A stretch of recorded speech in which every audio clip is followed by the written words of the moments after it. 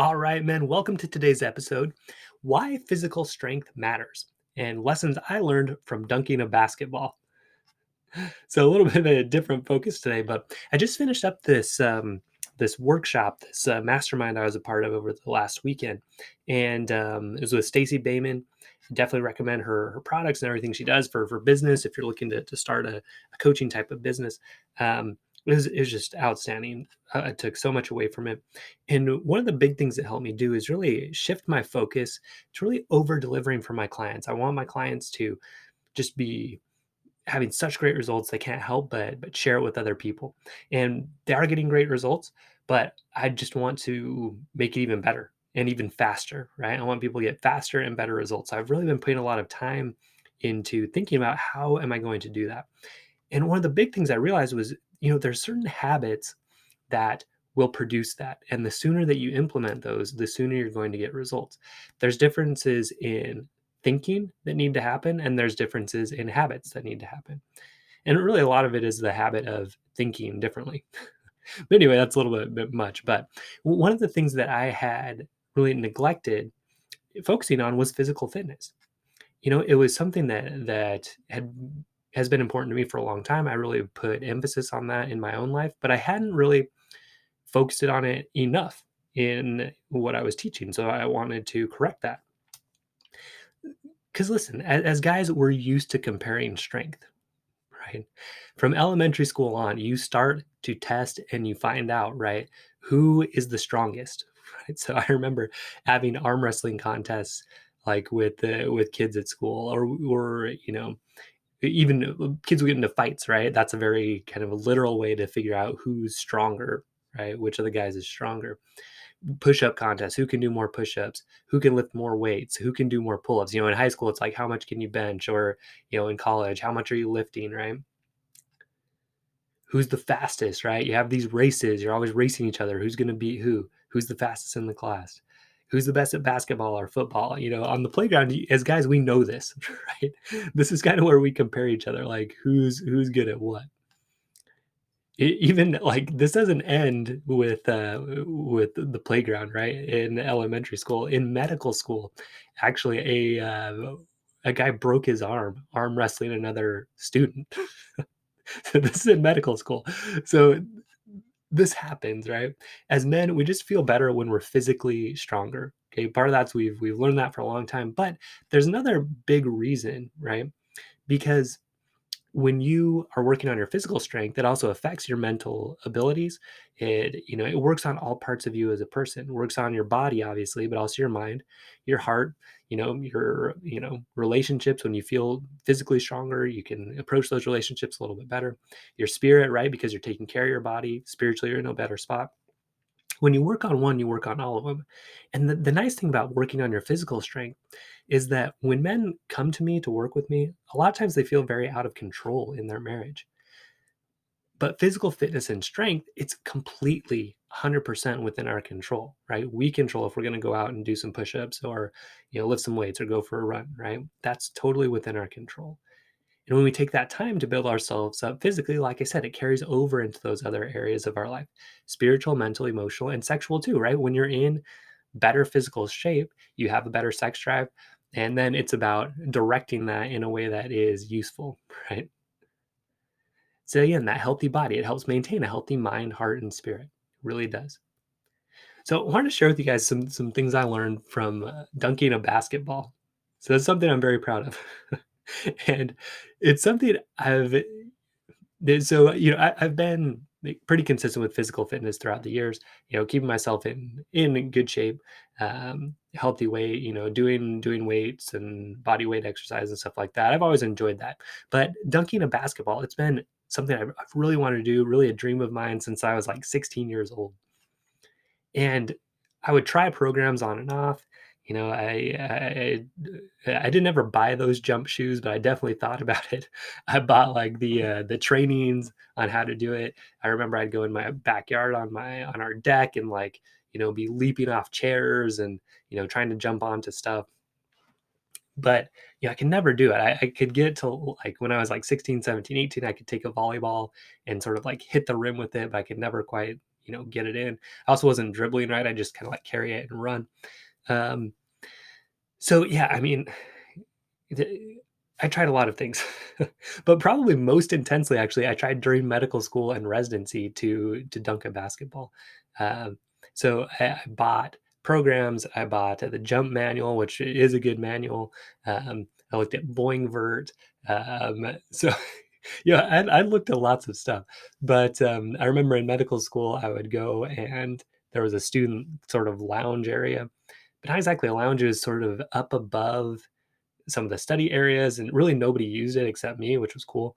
So I would go in there and jump, and I'd try to touch these beams and try to get a higher level on these beams.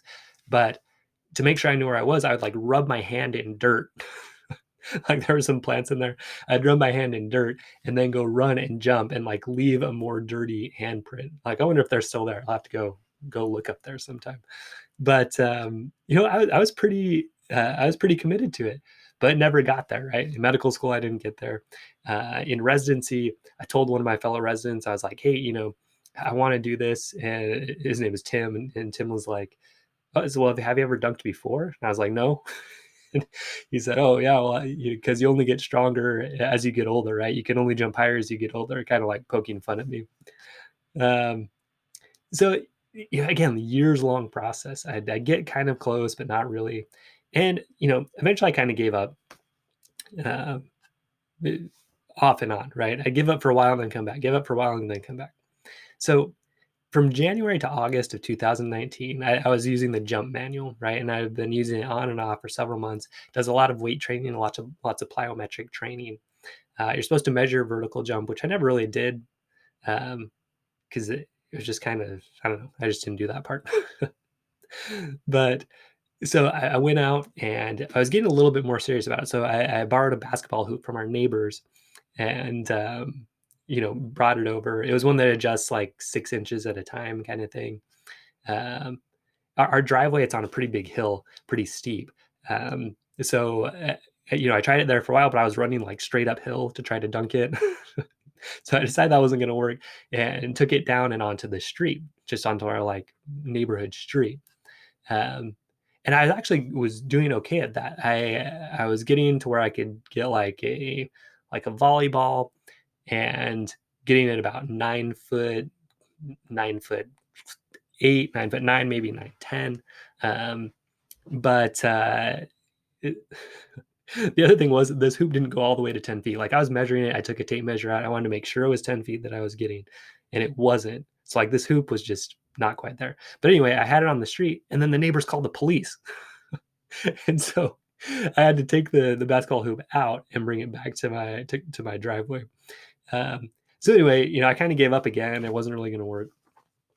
So we visited some friends out in St. George, and they had a basketball hoop that had this sort of infinite adjustment, like a crank, where you could just adjust it just a tiny bit each time, right? And so I decided, look, I'm gonna buy something like this because I think what will work is if I can sort of see where I'm at and then just crank it up just a little bit at a time. Okay. So I bought it. I put it together with my son. We put it in our driveway, but I also moved it to where the angle wasn't quite as steep and I could approach it from sort of our front door and run towards it and it would be relatively flat instead of going uphill. And it was fun to put it together with my son too. So that was like most of the year, right? January to August. So in September, I had this hoop up and I figured out kind of where I could dunk at. It was about 9 foot 3 inches. And even then, really, it was probably more like about 9 feet. So that was September of 2019. So what I would do is I would just run towards the hoop and then I'd see how high I could dunk at and I'd crank it a little bit higher each time. I practiced off 1 foot, I practiced off 2 feet. I found for me it worked better to go off 2 feet. I had to practice holding the ball in the right way so I could come up and not lose it. Um, at first I started doing it barefoot. I don't know why. I just didn't put shoes on for a long time. Um, and I was getting a little bit higher, but then I realized, hey, like maybe I need to add some flexibility. So I started getting more flexible. Like at first I couldn't even, like I could barely get below my knees. Eventually I could get, lower, and now I can pretty much touch like my hands on the ground, um, with straight legs, which is good. Um, I added shoes after that because I wasn't quite there, so I started wearing shoes, and stopped hurting my heel so much when I was jumping off when I put shoes on. Started timing my jumps better, right? To where I was running, and like a lot of it's actually just the timing of like when you're going to bring the ball up, what speed you're going to go at. I also added some strength training, but instead of doing all these other strength training things, I figured, hey, what's the closest exercise to a jump? Decided it was a deadlift. So twice a week I do deadlifts, and just with that idea, like try to really pop up, try to increase that explosion, which is something I learned from the jump manual. So I do that twice a week, and then twice a week I just practice jumping. I go and jump at this hoop. And every now and then I'd reference some videos. Okay, like what are these guys doing that are jumping higher? How can I adjust it? But really it was just going and doing it like thousands of times, just jumping at this hoop and cranking it up just a little bit each time. So just by doing this, right? By sort of taking ownership, by doing exactly what I was trying to do instead of these sort of like plyometric exercises or weight exercises, just like, look, this is what I want to do, dunk the basketball. So let me just try that and keep moving it up. By December, I could dunk at about 9 feet, 10 inches. So, it'd taken me 11 years to get from, 9 foot whatever to 9 foot three. And then in 3 months, I went 7 inches higher, right?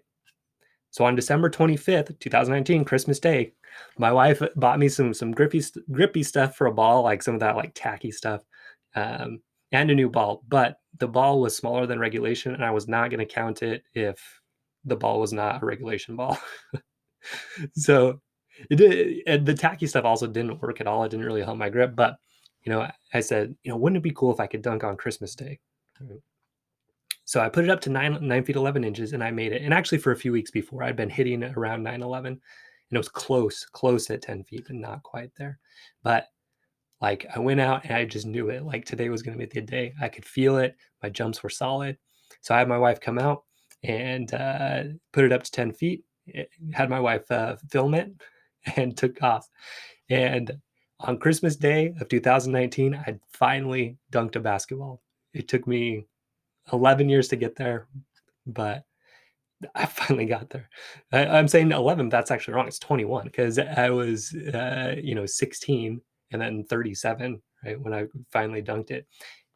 You know, so but this is what I want to draw attention to, right, is these are some of the lessons I learned, right? It took me 21 years of trying a bunch of other people's programs, other people's stuff, and then 3 months of consistently doing it my way and actually going after the exact target I was trying to hit to make it work. The other thing too, like going back to this idea of how it builds other strengths, like I felt like I could do anything. Like I dunked that basketball and I was like, I can do anything that I want in my life, is how I felt at that moment. So kind of here's some of the big lessons that I learned. So working on and achieving a physical goal, it translates to all areas of my life, right? When you can do that, when you build up those physical strengths, those physical skills, it just, you feel more confident. You feel like you can do things. It builds up that spiritual, mental, emotional confidence and strength too. The other big lesson I learned is to take information from other people, but do what makes sense for me and make my own decisions, right? Own those decisions. Don't say, oh, this program doesn't work. No, like I didn't put in the effort or it didn't work for me. I just need to be responsible for that result, right? I want to dunk a basketball. What makes sense to me? And what made sense to me was actually doing the thing that I'm trying to learn to do, right? Don't going towards that basket thousands of times until I could finally get it at that level. So, I look at that and I say, how does that translate to other things? So with a lot of my guys, they're trying to figure out, how do I communicate better with my wife? So it's by practicing. You learn some things from other people and then you practice and you adapt to what works for you. Doing date nights, maybe you're not that good right now, but you get some ideas and you test them out and you make them your own.